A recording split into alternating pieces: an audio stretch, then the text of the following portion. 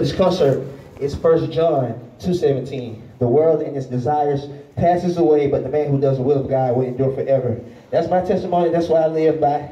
So these first three songs that y'all heard, those were my favorite songs of my teenage years. When I first was hitting the scene in Atlanta. Not first hitting the scene, but when I started making a real name, did Throw Them Balls, you know what I'm saying, all that music. Yeet, we actually did that at Birthday Bash. You remember when we did Yeet at the Birthday Bash? Yeah. You know what I'm saying? So these were real big things. So when we did Birthday Bash, I thought we was gonna blow up, but we didn't. It didn't go like that. We ended up having to get jobs. I was working at Kroger, working at a warehouse, working at IHOP, washing cars. True story. You know what I'm saying? But all throughout the while, I was working on my camera. And my camera led me to an opportunity when I met Bankroll Fresh. I didn't know what I was really doing, but looking back in retrospect, I really came in as an intern. I was an intern cameraman, and I didn't tell nobody I was making beats, for real, for real. So 9 months of me building and bonding with Bankroll, I told him like, bro, I got this beat. I made it when I woke up out my sleep. If you rap on this, it's gonna be a hit. I said, please rap on it for me, bro. And he did, and we did Walked In. He did.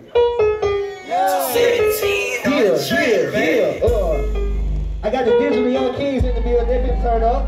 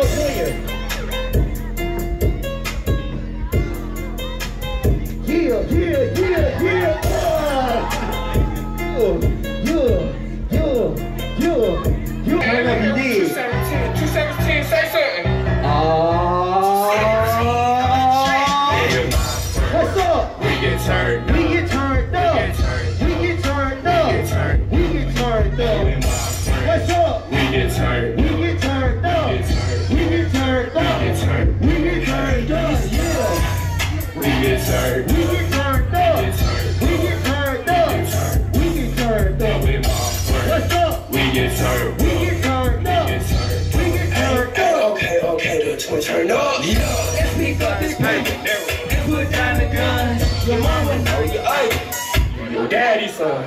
And when my name started blowing up, I got sucked into the fast life. I started doing drugs, I was drinking, I was in love with the spotlight, the fame, the money, and especially the girls.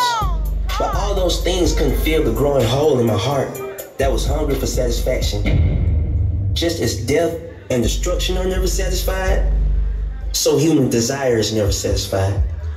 I was indulging myself with this lifestyle every day, every night, living in sin and enjoying it. Just when I was finna blow up, God stopped me in my tracks. He didn't want me to go any further on this lifestyle. It all happened so fast. So, I know y'all familiar, you know, a while back, I abruptly made a post on my Instagram like, man, I'm not producing no more music. Who remember that? I'm not producing no more music. Something happened in my life that opened up my eyes to the world and things. So when Walked In took off, I was living this life I never knew existed, like a brand new life that I never knew. I didn't go to college, so I didn't experience the partying and the aspect of college. But I went straight to the big league. I got my first hit song, and I was in the club every night. I was smoking every night, free weed, free drink, free everything. When you start popping, it's free. You gotta pay for it while you broke. When you up, it's free. But anyway, you know, so I just started indulging in that, man, like in the strip club every night, smoking weed every night, doing all these different things, and I just felt darkness in my life, man. I just felt so much darkness. So one day, man, I was in the studio and I was already high off weed, but I took some mushrooms. I took like over a gram of mushrooms. And as I was getting high, the man told me, he was like, bro, this is the mushrooms. It take you 4 hours to get high.